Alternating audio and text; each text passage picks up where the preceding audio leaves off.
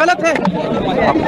राहुल जी नेता प्रतिपक्ष हैं, उनके संवैधानिक अधिकार होते हैं, वो बाकी लोगों से अलग होते हैं, उनको रोका नहीं जा सकता इस तरह से। उनका संवैधानिक पद है, संवैधानिक अधिकार है कि उनको अलाउ किया जाए कि वो पीड़ितों से मिलने जाएं। उन्होंने ये भी कहा कि मैं अकेला चले जाऊंगा, यूपी की पुलिस के साथ मैं अकेला चले जाऊंगा, मुझे अकेला ले जाइए। वो भी करने के लिए तैयार नहीं है। पुलिस वालों के पास कोई जवाब नहीं है। शायद उत्तर प्रदेश की स्थिति क्या ये है कि आप इतना भी नहीं संभाल सकते, तो फिर आप इतना गर्व से क्यों कहते हैं कि लॉ एंड ऑर्डर आपने संभाल रखा है यूपी में?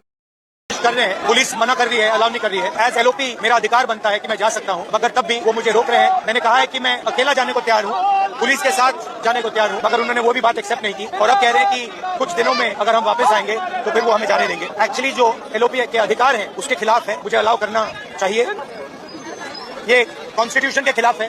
हम सिर्फ संभल जाना चाहते हैं, देखना चाहते हैं वहाँ क्या हुआ, लोगों से मिलना चाहते हैं, मगर हमारा जो कॉन्स्टिट्यूशनल अधिकार है, मेरा जो कॉन्स्टिट्यूशनल अधिकार है, उसको मुझे दिया नहीं जा रहा है। नया हिंदुस्तान है, कॉन्स्टिट्यूशन को खत्म करने का हिंदुस्तान है, अम्बेडकर जी के कॉन्स्टिट्यूशन को खत्म करने का हिंदुस्तान है, मगर हम लड़ते रहेंगे। गठबंधन का बिखराव और संविधान के प्रति उनका दुराव, ये देश की जनता को बहुत साफ और स्पष्ट दिखाई पड़ रहा है। कल राज्यसभा में नियम 267 के तहत अर्थात सभी कार्य रोककर कोई मुद्दा डिस्कस किया जाए, इसके तहत 42 नोटिस आए थे और महत्वपूर्ण बात यह है कि 9 अलग अलग विषयों के लिए आए थे। इंडी गठबंधन के किसी भी दल ने, किसी 2 दलों ने एक विषय के लिए नहीं दिया था, जबकि बहुत बात समझी जा सकती है। फर्स्ट एंड फॉरमोस्ट एक ही विषय हो सकता है। यह स्पष्ट था कि कांग्रेस पार्टी जो अपना एजेंडा लेके चल रही थी, इंडी गठबंधन के बाकी दलों ने अपनी राह खुद तय कर ली। सदन के पटल पर सहयोगी दलों की साथ में लेने की असफलता के बाद आज राहुल गांधी जी उस विवशता में एक रस्म अदायगी करने के लिए उत्तर प्रदेश के संवेदनशील इस समय जो क्षेत्र है वहां संभल में जाने का प्रयास करते नजर आए।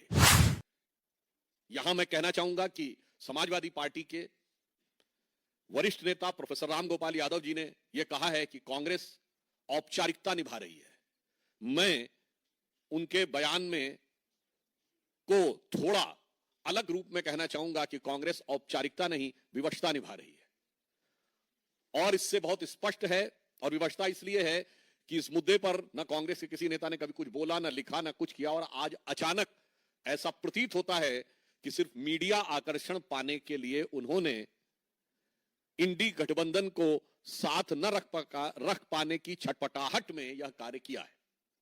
और यहां पर दोनों पार्टियों के बीच में देखिए कितना बेहतरीन द्वंद्व चल रहा है कि जहां समाजवादी पार्टी ने जब अपना विषय ही चेंज कर दिया तो कांग्रेस पार्टी को मजबूरन उसी दिशा में जाना पड़ा। शायद कांग्रेस को लगा होगा कि सपा ने हमसे ज्यादा माइलेज ले लिया है, तो कांग्रेस को लगा होगा हम तो बड़ी पार्टी है, हमारे पास बड़े बड़े कई नेता हैं, हम अगर कोई ऐसा कार्य करें जिसमें बेहतर फोटो आप दिखेगा तो मीडिया माइलेज हम ज्यादा ले सकते हैं। तो इसलिए यह प्रतीत होता है कि दोनों पार्टियों के बीच हो रही अपने कोर वोट बैंक की प्रतिस्पर्धा से प्रेरित यह प्रयास है। इसमें कांग्रेस पार्टी की तरफ से कोई संवेदनशीलता या कोई सहानुभूति का तत्व दिखाई नहीं पड़ता है। और यह बात मैं इस आधार पर कहता हूं, श्री राहुल गांधी जी, आप नेता प्रतिपक्ष हैं। अगर नेता प्रतिपक्ष हैं तो देश में कहीं भी हुई घटना के ऊपर आपका नजरिया निष्पक्ष होना चाहिए, पक्षपाती नहीं होना चाहिए। और कम से कम आपकी पार्टी के द्वारा शासित राज्यों में तो आपकी नेता प्रतिपक्ष की प्रभावकता, और कांग्रेस पार्टी के तो आप अघोषित रूप से नंबर 1 नेता कई सालों से हैं, वो तो साफ दिखाई पड़नी चाहिए थी। परंतु हम पूछना चाहेंगे कि इंडी गठबंधन के शासित राज्यों में 18 जून 2024 को तमिलनाडु में अवैध शराब की त्रासदी में जो हृदय विदारक कांड हुआ था, क्या राहुल गांधी जी वहां पर गए थे? फरवरी 2024 में पश्चिम बंगाल का संदेश खाली की वह दुर्दांत घटना जो शायद महिलाओं के साथ हुए अत्याचार और दमन, दोनों अत्याचार और उसके बाद उसका दमन, उसमें भारत के इतिहास की सबसे खौफनाक घटनाओं में से एक है। क्या राहुल गांधी जी आपकी संवेदना जागी थी। 6 जुलाई 24 को बहुजन समाज पार्टी के एक कार्यकर्ता की हत्या हुई थी तमिलनाडु में, तो क्या आपकी संवेदना जागी थी? हिमाचल में आपकी सरकार है, 2023 में वहां प्राकृतिक आपदा आई, आपकी संवेदना जागी थी और आप वहां लोगों से मिलने गए थे? इसी वर्ष 9 अगस्त 2024 को कोलकाता के आरजीकर कॉलेज की वो घटना जो हम सबके मानस पटल पर एक गंभीर जख्म छोड़ के गई है, मैं पूछना चाहता हूं कि आपकी संवेदना वहां पर नहीं जागी थी? महाराष्ट्र के परिणाम आ गए, नई सरकार का गठन होने जा रहा, पर 2020 की पालघर की मॉब लिंचिंग, उसके बारे में तो कोई एक शब्द तक नहीं सुनाई पड़ा था। 2022 में करौली में हिंसा हुई थी, तो क्या आपके मन में कोई संवेदना नहीं जागी थी? और अभी, वो तो बहुत लंबी फेहरिस्त है, मैं सिर्फ ये बताना चाहता हूं, करहल में एक दलित बच्ची के साथ जो कुछ हुआ था, किसी की कोई संवेदना नहीं जागी थी, किसी ने जाने हाल लेने का भी प्रयास नहीं किया। और मैं राहुल गांधी जी को याद दिलाना चाहता हूं, कर्नाटक में तो आपकी सरकार है, आपके अपने नेताओं के साथ जो होता है उस पर आपकी संवेदना नहीं जागृत होती। कर्नाटक में कांग्रेस के एक नेता जो वहां नगर पंचायत के सदस्य भी थे, उनकी बेटी नेहा हीरामत को कैमरे के सामने चाकुओं से घायल कर दिया गया, मार दिया गया। उसके बाद आपका कोई वक्तव्य नहीं आया। और आपके गृह मंत्री ने क्या कहा? वो तो उन दोनों का आपस में था, कुछ संबंध था और आपस में लड़ाई हो गई। इस जंग का गैर जिम्मेदाराना शर्मनाक बयान कर्नाटक के होम मिनिस्टर का आया, आपके मन में कोई संवेदना नहीं जागी? कर्नाटक में आपके एक शेड्यूल कास्ट नेता हुआ करते थे, अखंड श्रीनिवास मूर्ति, उनके घर के ऊपर एक भीड़ ने हमला करके प्राणघातक हमला किया, आपकी कोई संवेदना नहीं जागी? इससे बहुत साफ है कि इसमें किसी भी प्रकार की संवेदना का कोई महत्व नहीं है, बल्कि सियासी तराजू के नफे नुकसान को पे तौल के, सियासत के तराजू पर नफा नुकसान पहले तौला जाता है, उसके बाद तय किया जाता है कि हमें क्या करना है। अभी प्रियंका जी का भी यह बयान आया, तो मुझे यह भी लग रहा है कि भाई प्रतिस्पर्धा इंडी गठबंधन में ही है कि कांग्रेस पार्टी में भी अब दो ध्रुव हो गए हैं। एक जमाने में यूनिपोलर पॉलिटिक्स हुआ करती थी देश की, और बीजेपी ने बाइपोलर कर दिया है। मुझे लग रहा है आप कांग्रेस के अंदर भी बाइपोलर पॉलिटिक्स का एक नया युग का सूत्रपात होने वाला है। और यहां पर हम एक और बात कहना चाहते हैं, यदि आपके मन में संवेदना थी और आप ईमानदारी से जाना चाहते थे, तो आपको सूचना देनी चाहिए थी। और पुनः मैं कहूं, श्री राहुल गांधी जी के पास Z+ विद ASL सिक्योरिटी है। ASL का फुल फॉर्म ये वो सिक्योरिटी है जो देश के गृह मंत्री के पास है, देश के रक्षा मंत्री के पास है। ASL का मतलब होता है एडवांस सिक्योरिटी लाइसेंसिंग। इस सुरक्षा का व्यक्ति, ये प्रधानमंत्री के बाद सर्वोच्च स्तर की सुरक्षा है। इस प्रकार की सुरक्षा के व्यक्ति को जहां जाना होता है, एडवांस में वो प्रोग्राम बताया जाता है, एडवांस में वहां पर पुलिस की टीम पहुंचती है और उस जगह को सैनिटाइज करती है और उसके बाद क्लियरेंस देती है। तो ना तो आपके दिल की भावना थी जाने की, और ना आपने औपचारिक रूप से जो आपका दायित्व और सुरक्षा, उन दोनों के हिसाब से भी आपने जाने की मंशा नहीं की, एक रस्म अदायगी की और उसके उपरांत लौटकर आ गए। तो मुझे लगता है कि कांग्रेस पार्टी का ये जो सो कॉल्ड यात्रा थी, ये इंडी गठबंधन की आपसी प्रतिस्पर्धा के भाव से अधिक प्रेरित थी, जो इंडी गठबंधन के भिन्न भिन्न दलों में अपने उस कोर वोटर को अपने कब्जे में रखने की छटपटाहट से प्रेरित है। वो मूल वोट जिस कारण से इंडी गठबंधन एक हुआ है, उस पे कब्जे की ये छटपटाहट है। इसमें जनता के लिए संवेदना कहीं दिखाई नहीं पड़ती। दूसरा विषय, मैं एक महत्वपूर्ण और गंभीर विषय कहना चाहूंगा कि पंजाब में जब से आम आदमी पार्टी की सरकार आई है, आर्थिक स्थिति खस्ताहाल होती चली जा रही है और वहां पर अपराध और कानून की स्थिति निरंतर समस्याजनक होती जा रही है। आने के साथ ही हत्याओं का सिलसिला और अपराधियों के हौसले बढ़ने का जो सिलसिला शुरू हुआ, जो शायद मैं सिर्फ 2 घटनाओं का उल्लेख करता हूं जो कभी किसी भी दौर में पंजाब में नहीं हुआ, कि पुलिस के एक ऑफिस के ऊपर हमला करके लोगों को छुड़वा लिया जाए, ये आम आदमी पार्टी की सरकार के बीच में हुआ। और आज पवित्र स्वर्ण मंदिर के द्वार के ऊपर गोली चलना और एक पूर्व मुख्यमंत्री और पार्टी के अध्यक्ष रहे, उनके ऊपर हमले का प्रयास दर्शाता है कि पंजाब में स्थिति किस सीमा तक पहुंच गई है।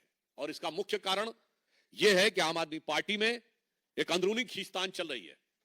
पंजाब की सरकार ये ऐसा मीडिया में जो जानकारी और जो जन सामान्य में जानकारी है, इस कारण से दिल्ली के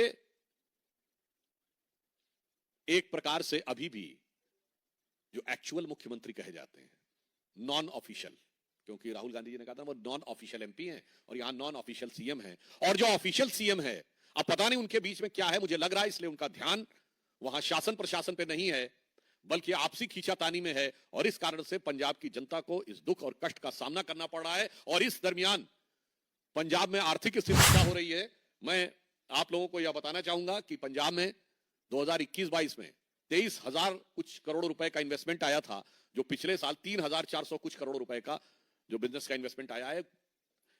एक मीडिया में प्रकाशित खबर के अनुसार 80% से अधिक की गिरावट आई है। तो एक तरफ वहां आर्थिक निवेश में गिरावट आ रही है और दूसरी तरफ कानून व्यवस्था में गिरावट आ रही है। और आज पवित्र स्वर्ण मंदिर पे हुई घटना हर देशवासी के लिए, हर देशभक्त के लिए निश्चित रूप से बहुत झकझोर देने वाली है, और इसका जवाब पंजाब सरकार को देना होगा। देखिए, इस विषय के ऊपर मेरे विचार से गंभीरता से बात होनी चाहिए। यदि वहां पर पाकिस्तानी कारतूस बरामद हुए हैं तो अब मैं देश की प्रबुद्ध जनता से यह कहना चाहूंगा कि आप स्वयं समझ सकते हैं कि अगर पाकिस्तानी आर्मी का कारतूस बरामद हुआ है तो इतनी बड़ी घटना को किसी को कवर फायर देने की क्या आवश्यकता है, और या फिर उससे गंभीर बात यह है कि उसका कंधा कौन था।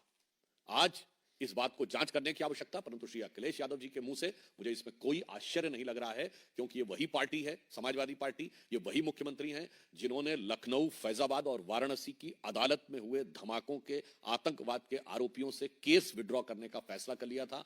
हाई कोर्ट की फटकार लगने के बाद इन्हें वापस करना पड़ा था। और ये वो पूरा इंडी गठबंधन है जो सिर्फ अपराधियों नहीं, आतंकवादियों के साथ भी खड़े रहते हैं। तो मुझे लगता है कि ये उनका बयान उनकी फितरत के हिसाब से, बात को तथ्यात्मक आधार पे देखें तो अब राहुल गांधी जी एक उत्तरदायित्वपूर्ण पद पे हैं, संवैधानिक पद पे, तो उन्हें पहले ही बात करके जाना चाहिए था। यानी इमरान मसूद की बात से यह बात एकदम साफ हो गई है कि राहुल गांधी जी का जो व्यवहार था वो गैर जिम्मेदाराना था। और दूसरा, आपने इमरान मसूद जी का नाम लिया तो यहां से तो एक और बात याद आती है, तो वो है ना द फेमस बोटी बोटी फेम, जिन्होंने कहा था मोदी जी की बोटी बोटी कर डालेंगे। उसके बाद भी जलवाए जलाल से भारत की संसद में सांसद हैं और फिर कहता है कि हमें बोलने की स्वतंत्रता नहीं है। मैं उन लोगों से पूछना चाहता हूं, फ्रीडम ऑफ स्पीच का जो लोग वो हवाला देते हैं, इससे ज्यादा उनको कोई चाहिए। और यहां पे एक और बात समझिए, जब उन्होंने बयान दिया था 2014 में, वो कांग्रेस के नेता नहीं थे, समाजवादी पार्टी के नेता थे। और ये मैं कह रहा हूं, कोई जाके चेक कर ले, जिस दिन बयान दिया अगले दिन राहुल गांधी उनको उनके पक्ष में प्रचार करने गए, जबकि वो सपा के नेता थे। उसके बाद उन्होंने उनको कांग्रेस में बुलाया, प्रदेश का उपाध्यक्ष बनाया, और अब वो कांग्रेस के सांसद हैं। बस यही तो है वो वाला कट्टरपंथी कोर वोट जिसके लिए दोनों में झगड़ा है। ये सपा का था, कांग्रेस की तरफ आया, कांग्रेस से सपा की तरफ गया। दोनों को बस ये लगता है कि जो कल तेरा था आज मेरा है, कल कहीं दोबारा तेरा ना हो जाए। इस बात का तेरा मेरा के बीच का फेरा में दोनों लोग पड़े हुए हैं। प्रतिपक्ष है तो संवैधानिक अधिकार के साथ साथ संवैधानिक दायित्व भी होता है। उनका संवैधानिक दायित्व यह था कि वो प्रशासन से बात करके नियमों और व्यवस्थाओं के तहत जाते, नियम और व्यवस्था तोड़ते हुए नहीं। और इसीलिए संवैधानिक पद पर बैठने मात्र से संवैधानिक विवेक जागृत नहीं हो जाता है और दायित्व बोध नहीं आ जाता है। यह राहुल गांधी जी के आचरण से साफ दिख रहा है। और मैं पुनः कहूंगा, उनका ना तो कोई संवैधानिक उद्देश्य था, ना कोई राजनीतिक उद्देश्य था। केवल समाजवादी पार्टी के साथ हो रही गला काट प्रतिस्पर्धा के बीच में एक मीडिया का आकर्षण क्रिएट करना ही उनका लक्ष्य था।